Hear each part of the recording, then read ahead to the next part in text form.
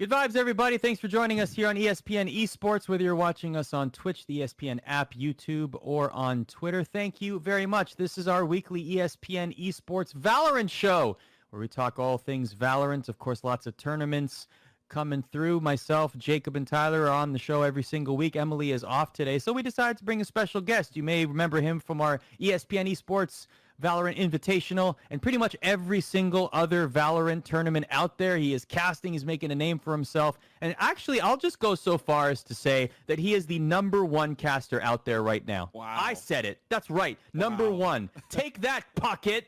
Yeah, that's right. Take that, Chris Pocket. Simo, welcome back, my dude. How are you? I love you, Pocket. I'm kidding.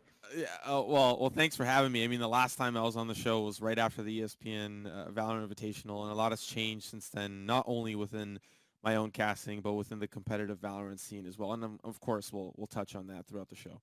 Well, we're going to start with that, actually. The patch notes are out, so we finally have some changes. Two major ones to talk about, other than the skins. We'll get to that in a second. Is the Guardian. So, Tyler, the Guardian now is buffed in terms of price. It's reduced from 2,700 to 2,500. The rate of fire has been reduced, however, from 6.5 to 4 3/4. But for me, the big one there is the penetration power increased from medium to heavy, so a lot more wall bang for your buck there with the Guardian. Now, do you feel with these changes, Tyler, that we're going to see the Guardian selected a lot more in competitive? No, I don't at all, really. I feel like if you're going to go for penetration, you would just go for either the cheap option of Ares or you just go full Sinatra and Odin. I feel like it's trying to at least separate it from the Vandal and the Phantom, lowering the price to make it feel less of a heavy buy. It's a more long-range, one-tap gun now, like as it was intended before, but now even the burst is slower. It's very much a situational gun, so which I don't mind. I think that some players might find some edges with it, and I'm excited to see what happens to it, right? Like, I don't believe it's gonna be meta. It's not gonna be like a Vandal or a Phantom or an operator where you're gonna see that in every single game, almost every single round. But we've seen Sinatra pick up the Odin, kind of make that his own gun, make that kind of his and Sentinel's style, right? So maybe we'll see some players or a team kind of make the Guardian fit with their play style. So I want to see actual pros play with the Guardian. I've not really ever played it. I like, praying and spraying. So we'll see how it goes. I'm not super sold on it, but I want to see if some pros can figure out a way to use it that we haven't thought of. Simo, what do you think? Do you think that we're going to see a lot more Guardian in play? I think I have to agree with Tyler. It all depends on who ends up picking it up. It might be one of those things where players are a little afraid to pick it up. From what I've seen in the NA scene is that there's a little fear to have innovation. Players are playing standard meta, and they're not really looking to play outside of that. We saw Sentinels earlier this weekend really play outside of what we consider or feel like is the meta. And so, like Tyler was saying, it's just going to take one player to make waves and make that adaptation to use that weapon. But realistically, what I feel Riot is doing is they're just trying to separate it from the Vandal and the Phantom, similar to what Tyler said. And to do that, I mean, you obviously have to change the weapon, but they're also changing the price. And I think that cost is really the biggest and most important thing, because considering how expensive the Vandal and the Phantom may be, the Guardian's now a little cheaper, and it might be a little bit more closer in contention with, let's say, the Bulldog, but more of like a one-hitter quitter type weapon. I mean, it's a fun weapon, and I thought ever since the game came out, like, there were moments when it was, like, enjoyable, but it was really weak. It was probably one of the lowest bought weapons in the game. I, like, very rarely saw it. Moreover, too, like, I still think it's not as good as the Bulldog, just, like, first impression, right? Like, I think the Bulldog, especially, and the price is not so different, right? Like, there's a lot of difference between, and I understand, it's 400 gold now, less than the Vandal and the Phantom. It's 400 gold more than the Bulldog. But, like, how often are you going to have 2,500 gold just sitting there, or, like, 2,500 to buy, right? Like, it is, I would much rather buy a Spectre or a Bulldog or an Ares and, like, wait it out, right? And then, like, have a better eco later in the game than I would, or, like, if I had the money, just go ahead and invest in the Vandal or the Phantom. the goal change is big because now there is like a world where it is potentially bought, but I don't think it's so marginal that it is, and I don't think the gun is so much better than the Bulldog that it necessarily demands the fact that like it's worth that extra 400 if you have it. Simo? Like if you're on the seams, I mean, like if you literally have like just enough money, right? Like Sure. I think what we're learning, especially with competitive Valorant, is that realistically anything is possible. Players have to make the decision, especially at the higher upper echelon of competitive Valorant. Okay, I've got X amount of credits to spend. What am I going to spend it on? And that's why you're seeing in certain cases a round 2 Phantom, which is at the beginning of the beta really unheard of. Players really just opting in for the classic, no utility, and then the first round they win the pistol. Well, what do you know? Now I can afford a Phantom. I still don't need the utility. The other team doesn't have utility. And so you might find yourself in the situation where, okay, well, what if I can't afford a Phantom or a Vandal? Do I go for the Bulldog? Do I go for the Spectre? The Guardian just now became an option, and it is up to the players to decide on that option. While I agree with you, we probably won't see it for quite some time. It is now just an additional option in which there wasn't one before. I do like the features of the Guardian. I like that it's become a heavy. I do like the what is it called? ADS. Yes. Yeah. I do Yes. like the zoom in on the ADS, right? Like it's further than most other guns. You would get that sort of zoom in with the Guardian as opposed to the Phantom or the Vandal, for example. However, I guess what I'm wondering is how many people. It's going to take a while to experiment with the Guardian such that you would choose it deliberately over a Vandal or a Phantom. I think the guess- only reason you know what I mean? I think the only reason you would though is the range, right? And that's what they emphasized in the patch notes was Long the range. fact that it is a long range weapon, right? Like in some ways it is very similar to the lower cost sniper also in that Sure, sense, right? sure. It does it is a headshot weapon. If you are like fairly pinpoint accurate on a pixel level, like it definitely has a place in your heart for being long range and cheap.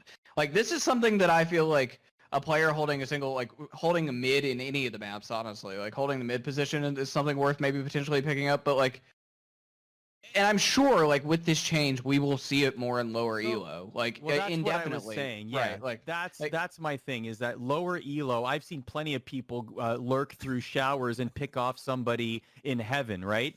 On bind. I get that part, but what I'm saying is like at the competitive level, I just don't see how a Guardian would stack up against someone who's got an op with no utilities or anything. Do you know what I mean? Like I feel no, like you're just gonna die. Like right, especially when you're playing at competitive. Pubs, get it. Competitive, I wonder if the Guardian's going to penetrate there. I don't know. It'll take time. It's going to take experimentation. It's just another kind of factor thrown in, right? Like you want to have as much variety as possible. I am sure a team or a player will figure out the Guardian, and then we will see that spread out into the evolution kind of how Sinatra is doing with the Odin. It'll be interesting. I like the change. It changes up. It makes it different from the Vandal and Phantom. And that whole warfare. Guardian was never. It's a good change. It brings more variety to the game. It makes it a different type of gun. So I'm all in. Good job. Arda, I was gonna say you've seen a lot of people use the Guardian at low elo. Are you implying that you are at the lower end of the elo? No. I'm watching streams, okay? I'm watching people on Twitch. Okay. Clearly, nobody needs to know my rank because it's very high. Tyler knows, and he'll vouch for me. Okay. We are just like grinding plat, like it's a rough life there, but it's rarefied air. Speaking of a rough life, I think that there's going to be very long. I feel like Valorant in a way has become baseball, or it will become baseball, and that we're going to have a ton of extra innings with these new overtime stipulations. Simo, get ready for like 3-hour casts. Like in one game, simply because I could just envision a situation with the new overtime rounds where teams are going like, I don't know, 40 to 38 or something like that. So just to catch everybody up, in case you don't know, new competitive overtime rules have been established. It's the same in unrated, but in competitive, basically, you have to win by 2.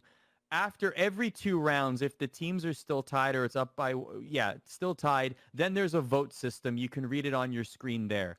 I'm just going to assume that the vote system will not be there for competitive, right? No. So basically, the rule for competitive that I want to focus on here is that they have to win by 2 now. So Simo, tell me, as a caster, you're going to have to cast these things. You're going to have to talk about these things. Yeah. Are you in favor of this change, or do you think that it's going to be a little bit too laborious? I honestly feel like, well, at least in this current moment, it might feel a lot like how Smash was in the early days where they were deciding items on or items off. You know, people are still going to be deciding whether or not they want to introduce that or include that or not. I am casting a tournament in this upcoming weekend that starts on Friday, the Pulse Invitational, and the way that they've decided to go about it is they are doing no overtime ruling in group stage and then overtime ruling in the playoff stage. So we might see certain adaptations like that because at the end of the day, a best of one doesn't really matter as much as a playoff game. So maybe those overtime rules don't really matter. And not to mention, in talking with one of my good friends, Van Silly, some cases it doesn't even go to overtime. Teams can be winning 13-10 all the way down to like 13-2 in certain cases. So I think the addition of it still doesn't make it feel like CS. Obviously, CS, the more competitive game when it comes to Valorant, but I still don't think we're seeing the same tournament times as CS, even with these new changes, even if tournament admins start to adapt that into their rule set. Great change. I like it. You now have to win on attack and defense. Basically, if you win attack and defense, you win the game. So it's great. I actually really like it. Right. You should mention you switch every round, right? So it's essentially like, it's like college football, right? Where you're both on the opposing team's 25-yard line, and whoever stops the other team. So you don't have the favor of being defending team on split where it's 12-12. And you just are, second half on defense. Now you just have a huge chance, full buyout. So you now have to win attack and you have to defense. And I feel like that's good. I think this is a huge change. It's really good for competitive. I don't think we're going to get, we will get a 38 or something crazy like that. But I do think that it's going to be really fun to watch. I like that, especially with, how Valorant maps are, where most of them are, defense-sided. Now that this forces teams to actually win an attack side, and I think we're going to get a lot of really close, exciting matches. And I know we're talking about, oh no, these matches might go on forever, but that's really exciting. It will be exciting to see like a 24 match. If it's rare. It's rare. Maybe not for you it's guys. the normal. Maybe for you guys. Not casting it. It won't. I mean, but we have to think of that. Simo's not paid by the minute. But we have to think about how many overtime matches have we really had in these top tournaments? I know 100 Thieves had a few of them, but for the most part, we only see maybe 2 or 3 a tournament. So if you have 2 or 3 a tournament, and you now have this like extra actual overtime mode where a team has to win attack and defense, I think it's great. I think we're gonna get some really good matches from it. I think a hype match where you have 2 teams going back and forth, just trying to see which team can, kind of dominate. Like, you have to win the map. You have to win an offense and a defense, and then you win. So I think this is a perfect change. I like the rules in ranked where you now have to vote. Like, so after the first, the first tie in overtime, 6 people have to vote yes, and then it goes down from there. So by like after the third one, if one person says, I don't have enough time for this, it goes to a draw. I just think it's a really great move by Valorant. Like, really impressed by this. I'm excited to see this in action. It's a different flavor of kind of what you still get in competitive Counter-Strike, in the sense that like the same rules apply in the fact that you have to win on both sides in an overtime in Counter-Strike to be able to close out the game. This is just a different way of doing that, and I'm all for it, right? Like, the best teams need to be able to show that they're flexible. We definitely have seen some teams in Counter-Strike, and very early now with the limited amount of data we have in Valorant, that like there are teams who are only good on one side of the map, right? Like that happens, and then they just get steamrolled, right? Like on the other one. So the best teams, to be one of the best teams in my opinion in Valorant, you need to be able to be good on both and have good strategies on both ends of the map, and being able to really sort of push your advantage and win out both sides. Like this, I like how that works in Counter-Strike. I like this change too, because I think that it's going to make the better team win, because that's what makes a better team, is being flexible on both sides. I also want to think that teams now might be holding cheat strategies. Like, let's say if you're a team like T1, TSM, Immortals, you can now go into the lab and be like, hey, if we go to overtime, let's think of a certain strategy we can pull out on Ascendant, or attack on split. Where now these teams can have these like very specific strategies that they can throw out in these overtime rounds, where it's like we just need one attack round, one defense. So I think we're going to see some more variety and some kind of experimentation in overtime. From exciting. I'm all for this. It's a great change. Yeah, let's 100%. quickly touch up on what else got announced. Ultra Edition skins. So we got dragons on our guns. We got. I will say I like the experimentation. I like the outside the box thinking in a way, because I'm sure a lot of fans of the game or casual fans will enjoy it. I mean, I don't think we're going to see it in competitive play, obviously, but hey, you know what? Listen, if people are going to buy them, why not sell them? You think we'll see some dragons? I mean, at the end of the day, the one thing that I have to kind of be cautious of and really think about is that in certain games there gets to a point where certain skins are banned because it is just not easy for the team to see, or it's not easy for the team to identify certain things. I don't think that'll be the case with the dragon skin because it's glowing, but you have to think about things like where, let's say someone's peeking mid in the Haven window and the barrel of their weapon peeks out. Well, what if a gun skin makes it shorter? Well, obviously everyone's going to pick that gun skin over any other gun skin. Right, sure. And so, I mean, at the end of the day, these skins look great. I'm not really sure where the finger goes for the trigger, but that is the one thing that I am thinking about when it comes to like actual professional play. Yeah, so it really matters about the actual like animation and whether it will reveal or hide details. That's a very good point. Yeah. Yeah, so I'm like not surprised at all that this is a thing, right? Because like we see ultimate skins in League of Legends, right? Where like there are tons of different skins in League, but the ultimate skins are like incredibly expensive, Pulsefire, Ezreal, etc., right? Like, and they're not like highly used in competitive. But I do think your point, Simo, is like really important, because that was something that I don't think Riot Games thought about when they made League, in the fact that there were a bunch of like early skins that are were outlawed before reworks in most cases. Kassadin had a couple skins that come to mind like this, where like you could not use them in competitive because there were certain UI bugs, or like the abilities were cloaked differently and like they weren't as apparent. And I can't see a world where like Riot isn't thinking about that for Valorant, having that experience in League and going like, yeah, we had some skins that people can't use. Because here's the thing, and this is like, we actually talked about this on the trivia show earlier in the week, like, why would they want to encourage pro players to use skins? Because if a pro player uses a skin, then their fans are going to want to buy it. This is why like everybody gets super excited when Faker uses a skin for like the 3 times he's done it in his career, right? Like in League, like it's the same thing. Like if you see Wardell using a cool operator skin, like you're going to want to buy that skin. So I don't see a world where Riot doesn't think to themselves like, yeah, we got to make sure all these like are competitively okay, right? Like competitively balanced, because we want them in competitive as much as possible. Polygon actually interviewed some of the skin team at Riot, and they actually had high elo players test out the dragon guns to make sure that they would not be distracting in high elo play, that you can actually play them in pro play, and that they would not be distracting or give an advantage or disadvantage for either side. So obviously Riot wants to make a lot of money. They're going to make a lot of money from these skins. They're going to sell. I can, like, tomorrow you're just going to pop into every game, and every freaking player is going to have, you know, all the dragon guns and the flaming dagger melee weapon. So, you know, again, I'm not, like, I think they look cool. I don't think I'll buy any of them. It's a little bit too much. Like, it's a little too much where, like, the dragons are interacting with you and like spitting out like everything, and they're grabbing the shells and they're grabbing the cartridges to like insert the bullets into themselves. And I like it. It's gonna sell like hotcakes, but not for me. But you know, everyone's gonna have like their thing, right? Where it's like they're gonna do probably a corgi set, and people are gonna go crazy for corgis, or they'll do something about robots or mechanical things or race cars. Like this is just the start. Like I would not be surprised if.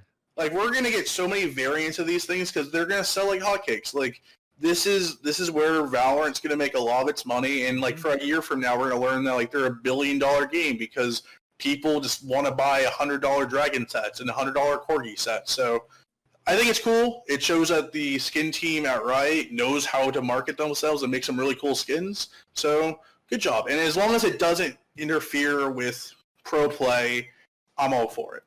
agree. I mean, it's a cash cow, 100%. Yeah. There's gonna be collaborations. You're gonna see. It's just gonna be, yeah.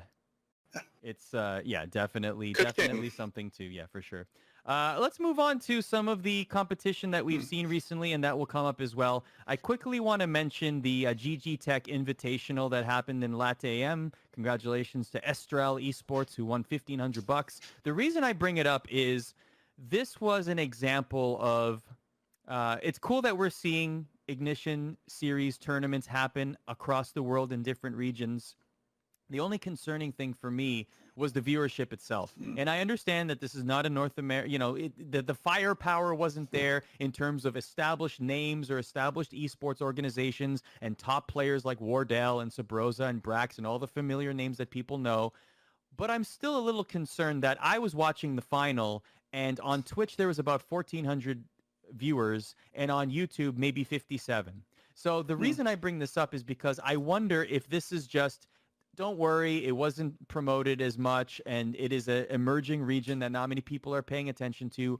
Or is this a sign of, listen, this is what Valorant is going to be in certain regions? How do we process, more generally, Jacob, how do we process these sort of numbers for a tournament like this? So a couple things, right? And I know that some of us have talked about this among each other. So first of all, like, the marketing and promotion for this tournament wasn't great, right? Yeah. It was kind of whatever. I've seen a lot of tournaments like this where they announce like same day, or like they just do very little promotion, or like they don't really have a big English base potentially, right? Like, or in some cases they don't even have an English cast, right? Which makes it really kind of difficult. They should hire Simo. But nonetheless, right? Like, the other part of this that's been really interesting is the lack of the use of the Riot Games channel, right? Like, a lot of these channels, it's been really spread out, and it has been like, where can you find Valorant, right? Like, if you're not like a Juked or Popdog user, you're probably a little lost, right? Like, it's hard to find this content.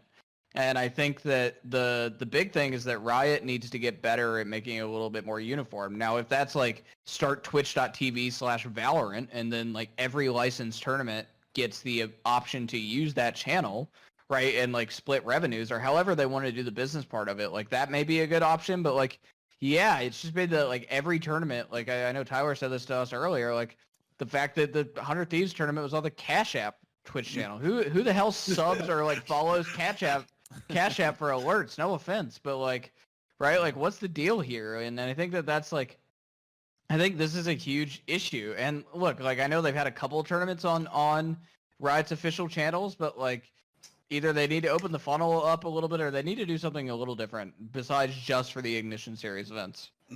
I think some of my thoughts, specifically because I've been a part of some of these invitationals and tournaments, is that in certain cases they're lapped over each other. So, for example, the first one that I was a part of, the G2 Esports Invitational, it was lapped over the Rage Invitational, and so they were competing for viewers at the same time. That's a big issue. Yes, there's time zone differences, and they might have broadcasts going at different times. But at the end of the day, coordination is probably going to be key. And if you're Riot, you obviously want to have as many tournaments as possible to test out whatever formats they are testing out. Of course, this is just, the Ignition Series it's a great way for these organizations to get their own name and get their own teams out there. But at the end of the day, this is a testing tube for Riot's ability to see, okay, well, this worked, this didn't, this worked, this didn't, and then from there make a decision in 2021 how they want to do Valorant esports. However, I do agree that it's probably best to maybe sync them up better, have English broadcasts for the broadcasts that, are in varying languages, just to add a little bit of extra flavor. I know for G2 they had not only the English broadcast, but they had a Portuguese one, they had a Spanish one, they kind of mixed it up a little bit. So it kind of applies both ways. But at the end of the day, I feel like it's so early in Valorant esports to really say, like, well, they should be doing this or they should be doing this. There's still so much room left to kind of open it up for Riot. I think, by the way, they should provide something. I think Riot should do for every tournament they give a license to, particularly for the Ignition events, right? Like, but presumably all of them that they license to or have some sort of relationship. I would love to see them give some sort of subsidy like they do for prize pools for broadcast also. Like, if some of these like people that are running events that like have good teams but maybe aren't the like most wealthy tournament organizer putting it together. Like, I would love to see Riot say, like, here's, like 10 grand, go pay day rate for like, for a couple of days for English casters, right? Like, I think that and I know I'm like arrogant ass American saying this, but like, but nonetheless, right? Like, I think it's important because like English is the most spoken language in the world, that like every single tournament at this point has an English language broadcast. And you know what? Like, I get the idea, like, maybe Cash App wants this on their channel because they presume that people are going to find the channel to go watch this, and that's what they're paying for, right? It's like, hey, we're sponsoring this, so come on our channel because we're sponsoring it. But really, if you're paying, like, I don't know exactly, Tyler, tell me, like, you can tell me exactly what the arrangement is when you're partnering officially with Riot in the Ignition series. I think you pay a fee, right? You pay a fee. It depends on what region you're in. North America, I believe, is the most expensive. It's NA is most expensive, then Europe. Korea is pretty cheap. But LATAM, like LATAM and Brazil, the prize pools are, a few $1,000s. To get an NA tournament, it's actually quite pricey. But NA, obviously, and we've seen it. NA tournaments have been getting the most views. Like the T1 Ignition tournament was peaking over 50,000. Sure. But I just want to talk a little bit about the Valorant viewership. And I think a lot of people are kind of missing the point. And I've seen a lot of people kind of misguided on Twitter being like, the numbers are bad. The numbers are bad. Let me just say right now, the last 14 days of Valorant on Twitch. So this game is not new anymore. It's been out for over 3 months. The last 14 days, what's been new to the game, really? Prism skins? Nothing really new. The average viewership on Twitch the last 14 days for Valorant is around 80,000. That is more than Overwatch has ever had in its entire history as a game. That is including Overwatch League, that's including beta, that's including everything. Okay, to be fair, though, Valorant has more Overwatch stars in its leagues than Overwatch does right now. Yikes. That's wrong. That's not... Okay, you got a point there. But I just want to say, like, the viewership in Valorant is actually amazing. If you really want to see how big Valorant is doing and how well it's doing, look at Wardell, look at Tens, look at these top streamers, these top players, and look at how they've grown in viewership in the last 2 to 3 months. Wardell 3 months ago was average at the start of Valorant, when it was in beta and he was on Mousepads and he was coming over from Ghost. So he was pretty much he had a name to himself. Like, he was known from the CS:GO scene. He had around 200 viewers, 200, 300 viewers. He was grinding every day, streaming. He now averages around 10K. Like, he has grown. If you just look at his chart, it just is going and going and going and going. Same with Hiko, who was... It takes time. Yeah, it takes time. And it shows that these people actually want them to watch. They want to learn from the best players. They want to watch, the top Valorant players. Tens is very similar, where he's gone from few hundred to now 10K average. Valorant has a good viewership. It is just getting the people to realize when tournaments are on. Because it's so difficult for them to actually find the tournaments. So I think there's actually something, and I know there are a few rioters that listen to this show. So, like, really? if you hear us, be careful, Simo. Don't say anything that'll cost you any jobs, okay? Be very careful, man. If you hear this, my suggestion would be either partner with Juked or Popdog, right? Or build your own, however you would like to do it, and have an integrated Valorant streams page on your website.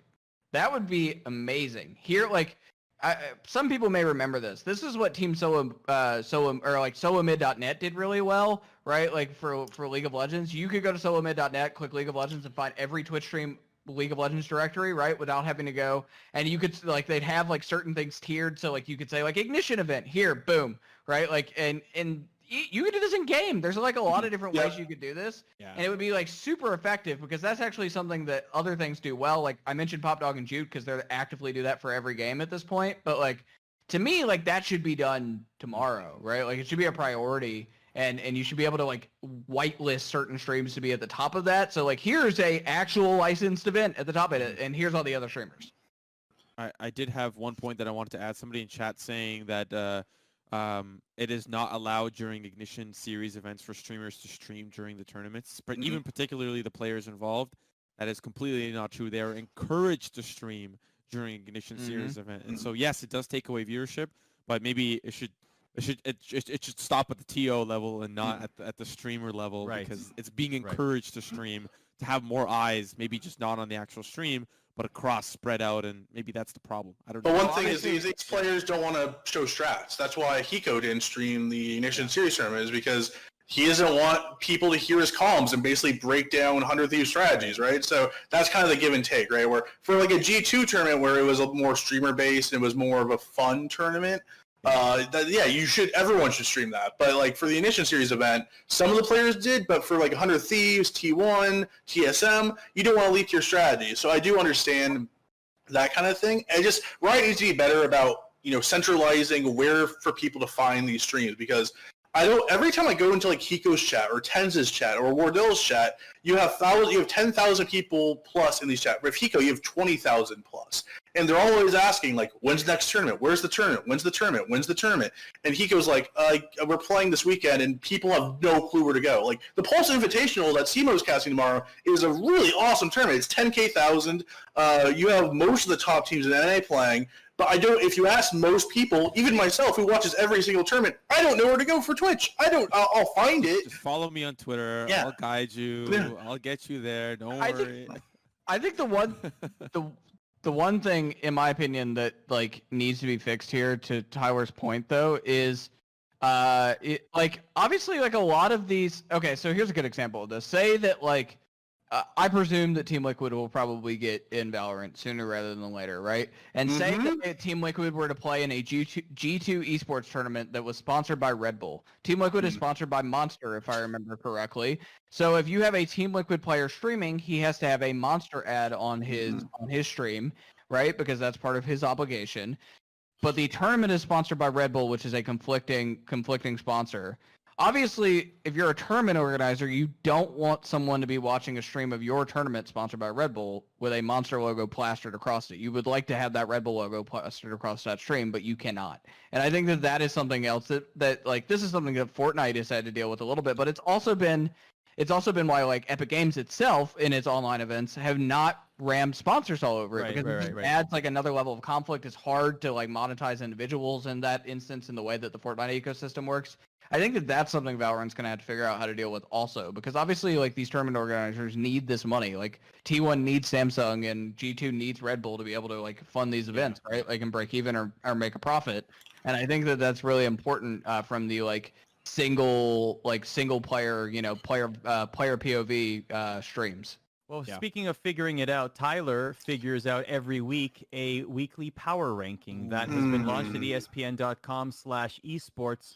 Why don't you tell us how exactly, like, reveal the giant spreadsheet and all the macros and calculations. Yeah. And also, you have a special announcement to make as well. First off, how do I calculate these power ratings? So it is not what I think are the top 10 teams right now today. It would be very much different if I was ranking them from my personal opinion on who's 1 to 10, just based on right now, if they play in a tournament, who do I favor? I am calculating the last 4 months of games, the last 4 tournaments of games. More recent tournaments are weighed more heavily, but I do not overlook tournament results from a month ago. So if you look at my top 5, currently you have obviously TSM number 1, T1 number 2, number 3 Immortals, who've been very consistent, only losing to T1 and TSM in major tournaments. Number 4, I have Gen G, who might be a bit of a surprise. And number 5, Together We Are Terrific, another maybe surprise pick. Gen G, very obviously not the number 4 team in NA right now. If you ask me personally, are they a top 5 team? Probably not. I would probably put Sentinels in top 5, especially after some of the most recent results. But if you look at the entire catalog of Gen G, they have been one of the more dominant teams in beta tournaments and in early release. It was only a few weeks ago where they were, going toe-to-toe with TSM, taking maps off them. They won a tournament where TSM was participating in, the Pittsburgh Knights Online Cup. So it's very difficult. I know we can have a little bit of debate here of where they think is too high, too low, but it's not just on what is now. I'm looking at more of a longer tail here, where 4 months of tournaments, obviously the bigger Ignition Series events, more recent tournaments are going to be weighed more heavily. So it's kind of a configuration of everything. And also, on the announcement part, every Monday, starting next Monday, I will be hosting the Valorant Power Ranking Show, where every week I will be showing my own personal power rankings. I will be bringing on a guest who will bring their own power rankings, and we will see who has the better intellect when it comes to stacking the teams of North America and Europe, maybe APAC in the future when there's more Japanese and Korean events, but we're going to start with NA in Europe. And our first guest, who's going to be facing me and who has the better power rankings, and the chat can decide who is the better power ranker, is Arda Ocal. Wow. Ooh. Wow. Look Ooh. at that. So I Wow. gotta come, gotta gotta come. roll up the fist. I gotta roll up the sleeves. I gotta clench the fists. I'm coming, man. I gotta make my list is gonna be so intellectual, Tyler. Yeah. It's gonna be the most intellectual Valorant power rankings list ever. Oh, yeah. Ever. I can't wait. No, this is awesome though. So every Monday, do we have a time? 6 p.m. Pacific, 9 p.m. Eastern. Excellent. So that's every single Monday right here on Twitch. Tyler will be hosting our Valorant Power Ranking Show. First of its kind. There is no other Valorant Power Ranking show out Competitive there. power ranking. It's We've done competitive it. power rankings. It's competitive power rankings, Arda. Who is the better power ranker on the day? I was about to say, who's better to make people upset with power rankings than the man himself, Fian on Fire? Yeah, who's been doing ESPN this for very Esports. long. I've made China mad at me with power rankings. I've made Korea mad at me. We now used to do it on Twitch. It's gonna be professional power ranking. So Let me tell you that if the results are determined by putting a poll on Twitter, my number one ranking is Faker. I just want everyone to know this. Okay, Faker is my number one ranking, and Magnus the chess expert, my number two rank in Valorant. All right.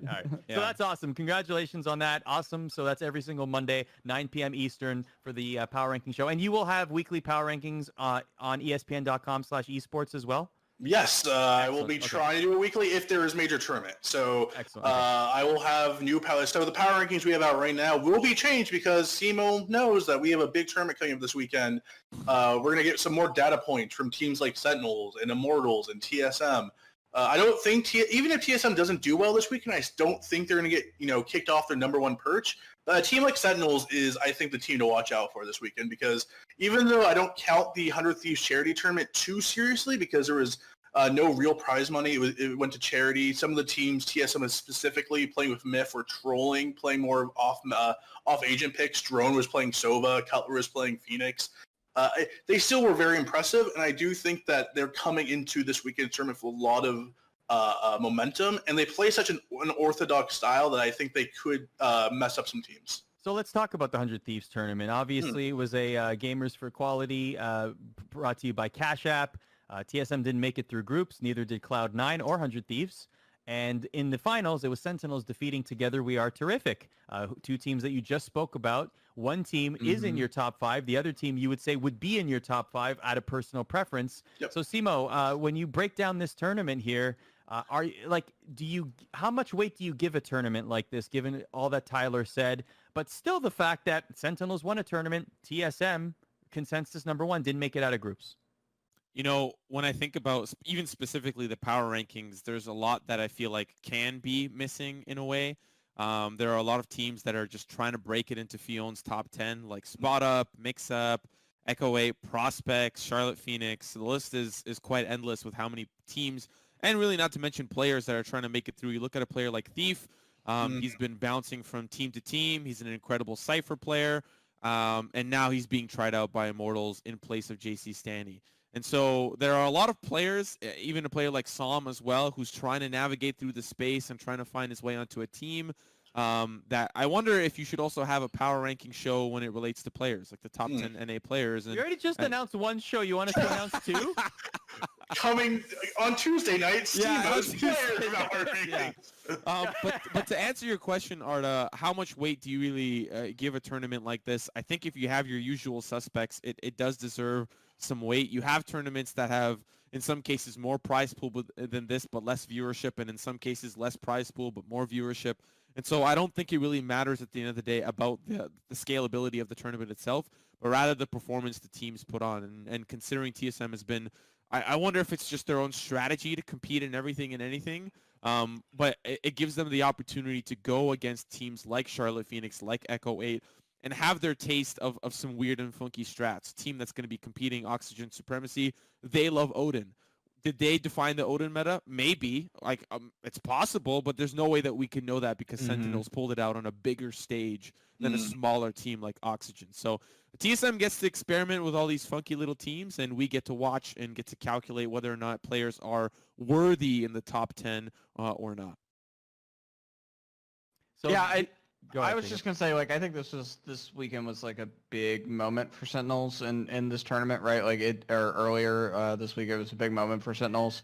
Like, I don't think any one team has more pressure on it in Valorant than them. I don't mind saying that, right? Like, if you saw I'll go out on a limb here and show my hand a little bit. If you saw earlier this week the Esports Observer article about the average salaries in Valorant, right, and how they ranged from anywhere from $15,000 to $25,000 a month. Obviously, this was like highly contested among a lot of players and coaches and people in the space that was inaccurate. But I would say, knowing what I know, that Sentinels was not a very cheap team. And they are certainly on one of the higher end of cost in Valorant altogether. That you have to remember what you're dealing with here, right? Like, for great example, like Sinatra's rookie contract in Overwatch was $150,000 a year. He got an extension with a raise to play in Season 3 after that 2-year deal was over, right? Like, to put this roster together, they not only had to do some pretty large buyouts to get some of these players, but they also had to actually pay a lot of money in salary, right? And I think that with that said, people knowing that and just looking at the roster and who they recruited, right? They like Zom's a great Apex player who was already a part of the org, and Sinatra, right? Like, they brought in some names that make you think like, oh wow, you have some really high expectations. And knowing that they were not a cheap team to put together, I think a lot of people are putting pressure on them to perform. This weekend felt like a much needed win, even if some of the teams like 100 Thieves and TSM, trolling's not the right word, but we're not taking it as seriously as they would in an Ignition event. Hiko's internet also was out, and he had to literally drive to a undisclosed location to play the final game of the tournament. So yeah, it was a weird situation. But I do think Sentinels and Together We Are Terrific both deserve a lot of praise for how they played. And I think Sentinels is a hard out for any team. I wouldn't put them with the TSM or T1s yet, or even Immortals. I think they're very much on the Immortal stage where they can be up and down.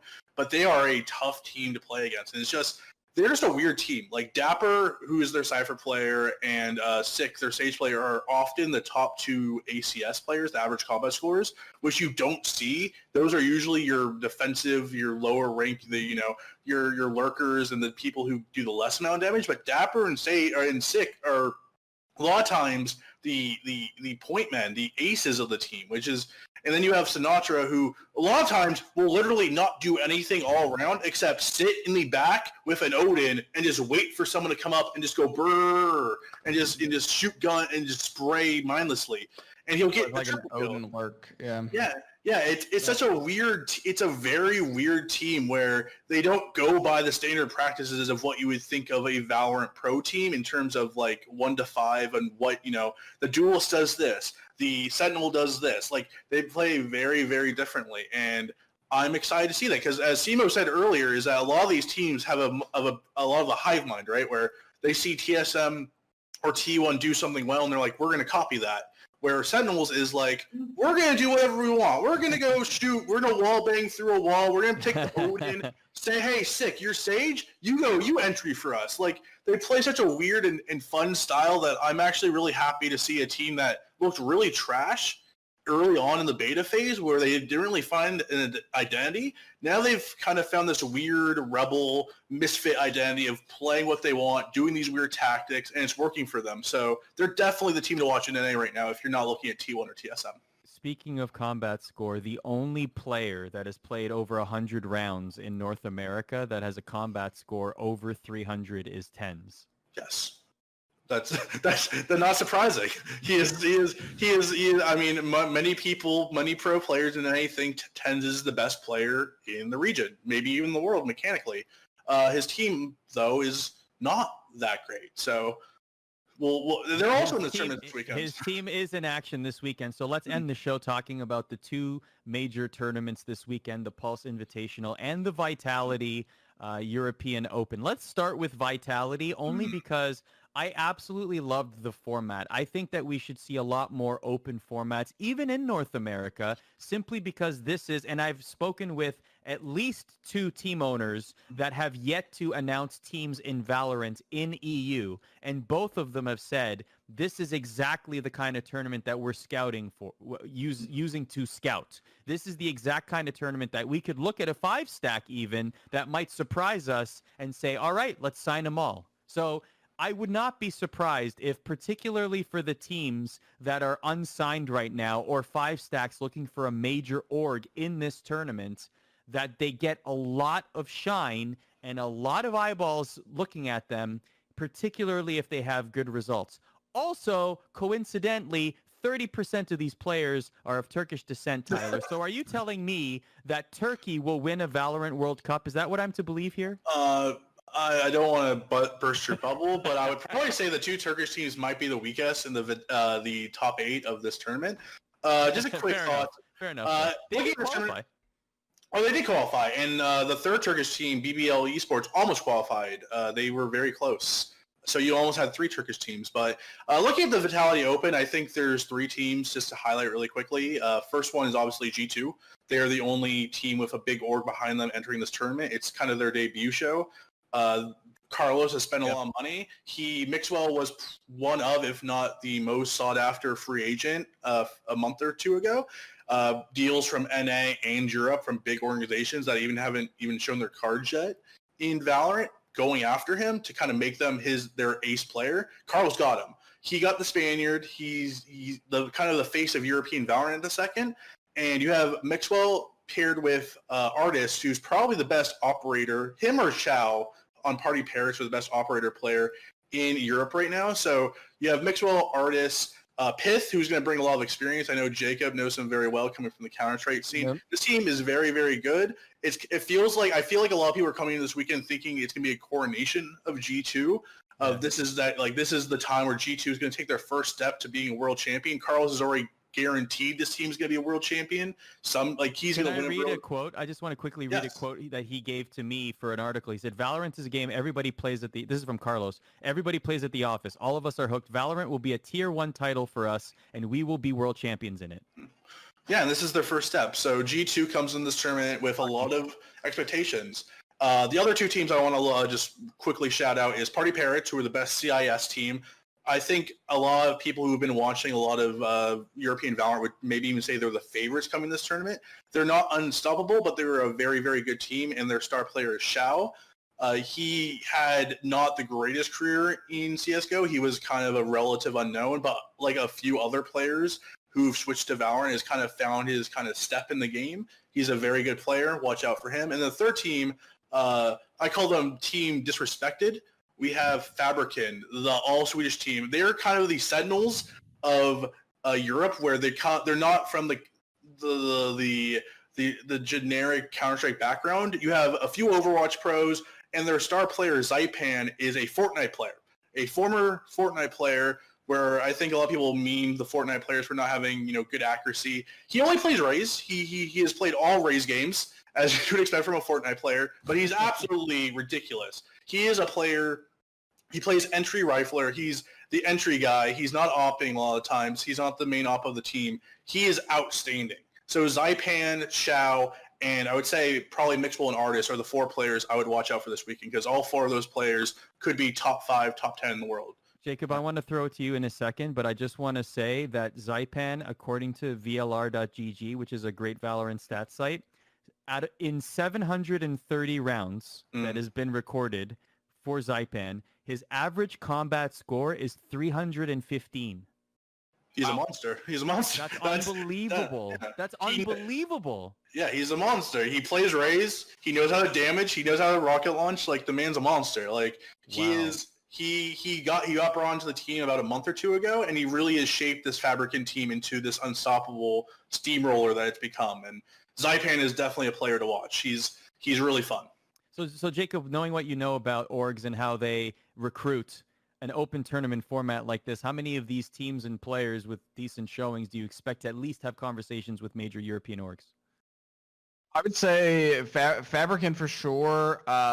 Prodigy, some of the players are available. Some of them are already signed to NIP. So I'm sort of curious to see what happens to that team as they sort of as organizations figure out what the hell they're doing with those players. Bonk is a team that I'm looking at from that regard. One not in this tournament that I think a lot of people will probably see get signed is Fish123. Obviously, a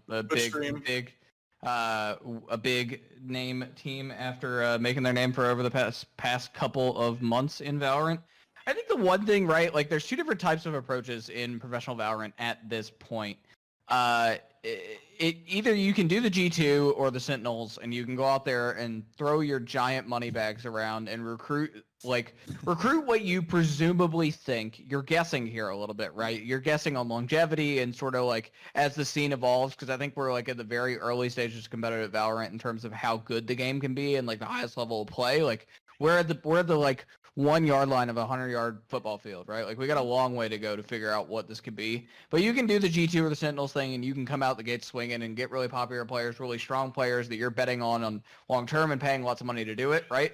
You can do that, or you can take the approach of like sort of letting it play out and then sign the players, right? I think there are a lot of European orgs or North American and European global orgs that are playing that second game, where they are more so waiting to see which teams gel, waiting to see sort of how they play generally, and then signing 5 stacks that have competitive results after a couple of months of the game being out of beta and tournaments happening. And I think we're going to see more of that from the more conservative, particularly in Europe, more than North America, more conservative investors in the esports space. Well, we definitely got a lot. Quickly before we go and wrap up the show here, Simo, you're going to be commentating the Pulse Invitational this weekend. What have you researched? What have you found? Just give us a little snippet, maybe a little preview going into the weekend. Well, for one thing, TSM needs to play better on Ascent. That seems to be one of their biggest weak points. And at the T1 Showdown, they just walked all over them. They hit A every single time. But at the end of the day, I feel like this is going to be similar to what we've already been talking about. Sentinel's opportunity to show that they are, I feel like, in the upper echelon of a top 3 team. Immortals, they got to figure out their situation with their 5th. What is happening there? Genji, I feel like they need a little bit more practice. I'm not quite sure why they're not breaking forward. You know, it does feel like a lot of French-Canadian players are making their way forward in the Valorant scene. But the one thing that is kind of leaving my mind a little blank is when are certain tier 1 CSGO players going to make the jump over? And when they do, I feel like they may, if they haven't already been practicing, they may completely override some of these CSGO players that have already made the jump to Valorant. And these are some of the players that have been picked up by Genji, have been picked up by Immortals, these players that couldn't really quite make it quite far in their CS career. They had a decent one, but not like your Stewie 2Ks, not your Twists. I mean, even on teams like T1 and TSM, right? Like, Last point here. I was gonna say, sorry, like even players on those teams, right? Like Food and Crashies were not top Counter-Strike players ever. They were talented Counter-Strike players, and they are young, so presumably they could have gotten there with enough hard work. But they were not top players. Yeah. The TSM team, like almost every single one of them, with the exception of Wardell maybe, and a few like 1 or 2 others, like almost every player on the TSM team was a washed Counter-Strike player, right? Like they were bad at the end of their careers. Like Hazed and Cutler were way past their expiration dates as top Counter-Strike players in North America, right? Like it's bad. And like I will say, as someone plugged into that scene a lot, I obviously do my own Counter-Strike show. Like, no, I don't think top Counter-Strike players, despite that they could, will come into the scene. One reason Counter-Strike is like the second highest compensation game of any game in all of esports, right behind League of Legends, right? Like League of Legends pays hundreds, like upper hundreds of thousands of dollars, $700,000, $800,000, $900,000 for top players. Counter-Strike isn't that far behind at this point, right? Because the game is the second biggest in the world. Valorant's not there yet. It will get there, I think, but I feel like there's not as much incentive if you are a Liege or if you are Simple to make that jump as there are if you are Cutler or Hayes. Your CS career is more or less done, and you make that jump. We're up against it here on time. Unfortunately, that wraps things up for us here. We got to end right in the middle of a conversation. I apologize. I opened up a can of worms. Don't forget that on Monday at 9 p.m. Eastern, Tyler's Valorant rankings program begins. I'll be there to duel with him on power rankings on episode number 1, but his show will be every single Monday at 9 p.m. Eastern. So you're getting a second ESPN Esports Valorant show, so young in the esports career. That's how we do things here on ESPN Esports, and we're always happy to see you. Simo, thanks for joining us, bud. Thank you for having me. And I'm sure that you will be back at some point. And you watching us, please come back on Thursday. Watch the ranking show on Monday and join us here Thursday every single week. Usually at 8 p.m. Eastern. We started late because of the Warzone tournament, but we're back at 8 p.m. Eastern on Thursday. Good vibes, everybody. Take care. Fish 1, 2,